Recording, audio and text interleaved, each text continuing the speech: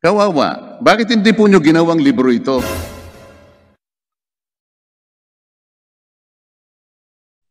Mr. Speaker, Your Honor, may I repeat?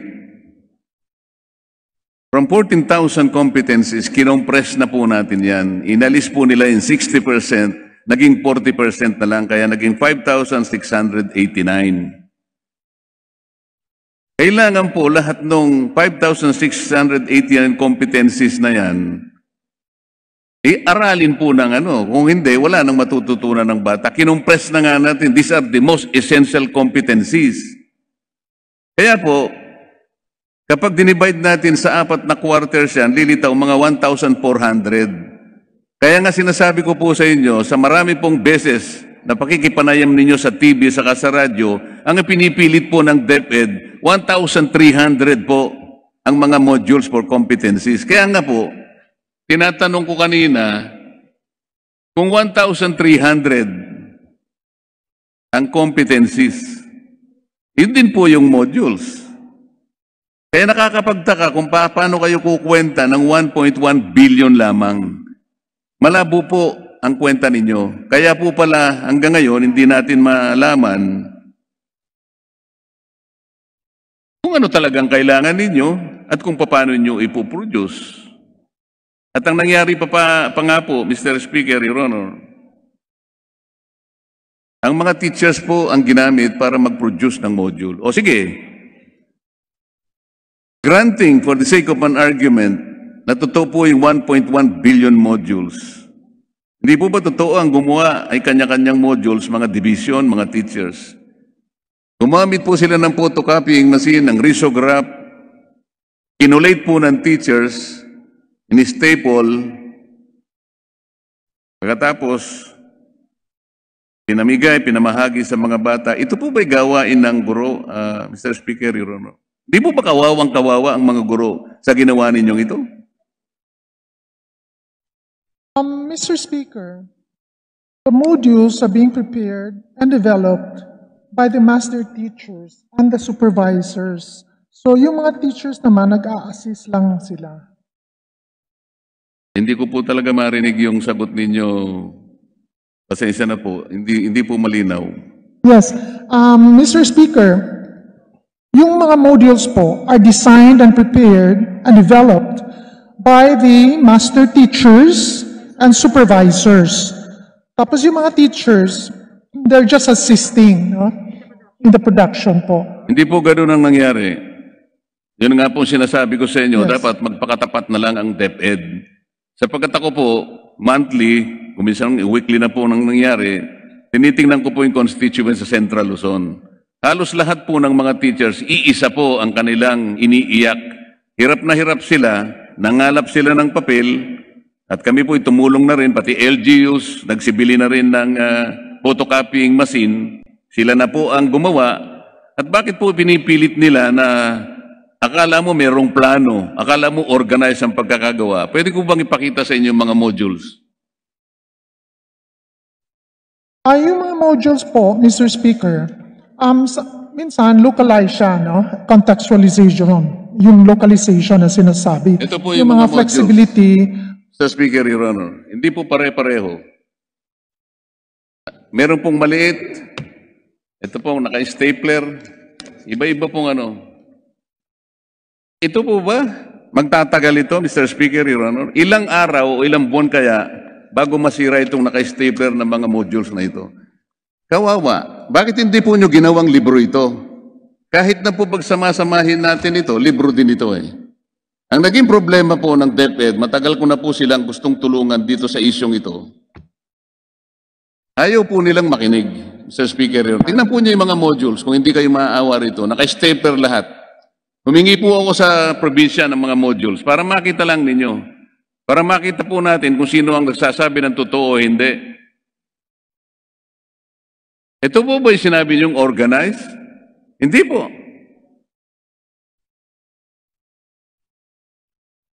Kaya po kanina kinukwenta ko sana sa Speaker, Your Honor, para maipakita ko sa inyo kung ilang pages ang kakailanganin. Kakailanganin po natin siguro, sa akin ng maraming mga punong kahoy para ma-produce ninyo ito. Halimbawa po, yung isang quarter lang, kung 3,000 pages per learner po, dahil kinuwenta ko na po ito sa 100 modules per average na po, per learner, per grade level, per quarter, at i-multiply mo po ng 30 pages, average page po ng bawat module, lilitaw po ay 3,000 pages po lahat per learner ang kanyang babasahin. Kaya kapag ka po yung 3,000 pages na yon ay minultiply mo again sa 22.5 million, ang makukuha po nyo dyan ay 67.5 billion pages. Saan po ninyo kukunan na punong kahoy yun? Ganun po kabigat itong pangyayaring ito. At kung tatanungin namin kayo, yung po bang 10 billion na yon na dinownload nyo sa mga regions at saka sa mga eskwela, sapat po ba yon? First quarter lang ang pinag-uusapan natin Sa photocopying lamang po sa 50 centimos, aabot pa rin ng more than 30 billion ang gagastahin ninyo. So ganito na naman po ang gagawin nyo sa second quarter. Saan kayo kukuha ng pera? First quarter lang po ang pinag-uusapan natin. By next year, you are asking a budget of 15.2 billion pesos. Ito na naman po ang gagawin ninyo, modules. Ba't hindi na lang po kayo bumalik sa libro? Over the years, Mr. Speaker, ang budget sa libro wala pang 1 billion. Yun po ang masinop na paraan ng pag-aaral. Ibalik po ninyo yung libro. Ang problema po kasi ninyo, kaya hindi nyo maibalik yung libro, dahil 2 years ago, I've already advised you na makipag-usap kayo sa private sector publishers. Sila ang tutulong sa inyo sa paggawa ng libro o modules kung yun ang gusto ninyo. Pero Mr. Speaker, very lately, yung private school publishers sumulat sa akin, nakiusap sa DepEd, nasa akin po yung mga sulat nila, binigyan nila ako ng kopya, sumulat sa secretary ng DepEd kung paano sila makakatulong sa paggawa ng modules because they're prepared, they're willing, and this is their business to help. Hindi po sila sinagot ng DepEd. Sumulat sila sa NBDB, National Book Development Board. Tinangkarin nilang makipag-usap, paano ba ang gusto ninyo, bigay nyo kami ng guideline, paano kami makakatulong sa inyo. Hindi rin po sila sinagot, Mr. Speaker, Your Honor. Anong klaseng pamamaraan po ang gusto ninyo talagang gawin? Ayaw ninyong involve ang private sector publishers, pero sila po ang sinabi ng batas natin, Republic Act 8047, 25 years ago, na sila ang bigyan ninyo ng pagkakataong tumulong sa publishing industry ng ating bansa. Ano po ang ginawa ng DepEd over the last 25 years? Wala po. Ano po ang may pagmamalaki ng National Book Development Board kung ang pag-uusapan is the development of the publishing industry in this country? Tinangka ko pong tumulong sa inyo at ito'y recorded po. 2 years ago or 1 year ago, apat na request ang pinakiusap ko, mag-adjust ang DepEd. Ano po yung isa? Sabi ko, ibalik ninyo ang mga private publishers. Katulungin ninyo sila because ang ayon sa batas, sila dapat ang magpundar ng mga kakailanganing libro at mga learning materials. Hindi po sila nakinig kahit na meron ng batas na gano'n, Mr. Speaker. Ang sabi po nila, nangako sila ng National Book Development Board, ibalik na sa opisina ng Presidente, sapagkat yun po ang nasa batas. 1 year ago, nangako po sa akin, 2 USEC ang kausap ko. Nagagawa sila kaagad ng paraan na maibalik ang National Book Development Board. Nagsumpa po kami about 2 months ago or 3 months ago. Kapag-alaman ko po, ni isang sulat wala silang nagawa para i-communicate ito sa Office of the President. Sabi ko pa po sa kanila, yung Volume 5 na ginamit nila na procurement modality, sabi ko, wala sa batas yan. Reviewin ninyo. Nangako po sila na gagawin yun, wala rin din po silang ginawa. Nangako rin po sila na tingnan at imbestigahan yung isa sa amin na sumulat sa DepEd na nagpagawa ng libro ng walang bidding, pero wala rin po silang ginawa. Sir Speaker, Your Honor, ang kinatawang ito ay hindi laban sa DepEd. Matagal ko na pong sinabi na kung siguro walang public education sa aming lugar, baka hindi po ako nakapag-aral. Gusto ko po silang tulungan, Mr. Speaker, Your Honor. Pero napakahirap ng isang tao o isang ahensya na gusto mo na nga tulungan, ayaw naman niyang magpatulong. O sinasabi niya, sige po, ayaw naman niyang kumibo, ayaw naman niyang makipag-cooperate. Ito po ang problema, Mr. Speaker. Bakit po natin lulustayin ang pera sa module? Ito po, sa tingin ko, yung 1 month po, bata ito, walang kasama, walang teacher. Palagay po ba ninyo, babasahin niyo itong napakaraming modules na ito? Na sa tingin ko, 12,000 pages ang babasahin niya. Wala siyang kasama, wala siyang teacher. Gusto kayang basahin ng bata yon, Mr. Speaker, Your Honor? Ito po yung concern. These are the grave concerns. Ngayon, hihingi po kayo ng 15.2 billion next year.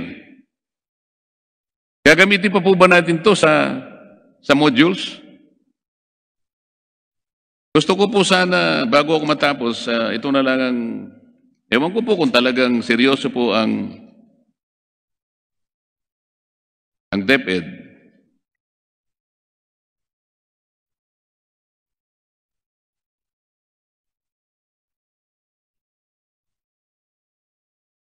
Ang aking po sanang mungkahi, Sir Speaker, Your Honor, ay itong mga bagay na ito. Number 1, discard and scrap the production, procurement of modules given the huge budgetary outlay required, the unplanned, uncoordinated, and cumbersome means to produce said learning materials. The enrollees and parents' preference for books as more practical and convenient medium of learning should be given more priority. Number 2, starting the next school year, which begins in September 2021, the National Book Development Board shall have been reverted back to the office of the President following the intent of Republic Act 8047. In this connection, DepEd shall initiate the required formalities to complete this action in the soonest possible time.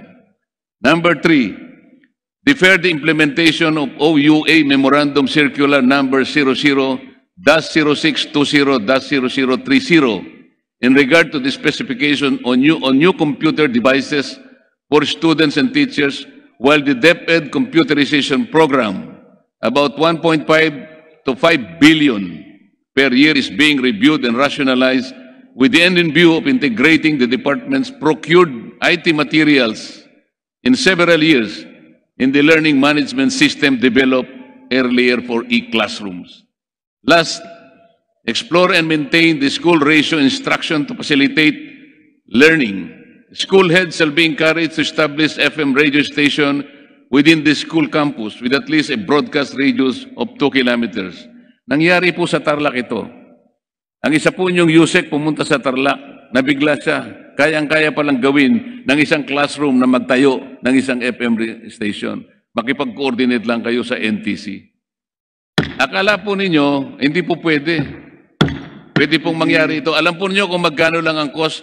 10,000 pesos. Indulgence Depende. of the distinguished sponsor and the Honorable Deputy Speaker, I wish to remind you that our time has expired.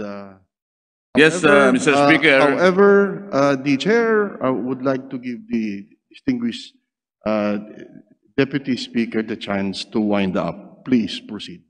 Thank you, Mr. Speaker. So in winding up, I'd like to ask the DepEd kung ito pong mga suggestions kong ito nagatanggapin ninyo formally, lalong-lalo na po yung, alam po nyo yung radio station, napaka-importante. Alam po nyo kung magkano ginastos lang nila? Sa Tarlac, 3 po ang nagawa nila, 10,000 pesos. Ikukumpara sa bilyon-bilyon na gagastahin ninyo sa modules na maglulustay lamang po kayo ng salapi. Salamat po ng marami, Mr. Speaker. Mr. Speaker, just to make my last closing remark regarding the comments of the good Congressman, Marcoleta. His problem will eventually be resolved because education is moving towards digitalization and other modes of blended learning, and the printed modules that as we know, are not really sustainable later on. But right now, textbooks is really designed. The textbooks are really designed for face-to-face interaction, while the SLM is the learning delivery concept that is most viable at this point because it is interactive, self-contained, self-instructional, with learning time frame suggested by the teachers. Currently, NBDSB invited the public publishers to a meeting, and they were the ones who did not attend the said meeting. However, Secretary of Education, Secretary Briones, wrote to the President and to the Executive Secretary regarding the concern of Congressman Marcoleta regarding the issue of the National Development Board. So everything is well taken, Congressman Marcoleta, and just on record, the Executive Secretary is already in receipt of the letter coming from the Department of Education Secretary. Thank you, distinguished sponsor, and the gentleman from Sagip Party List. The Majority Floor Leader.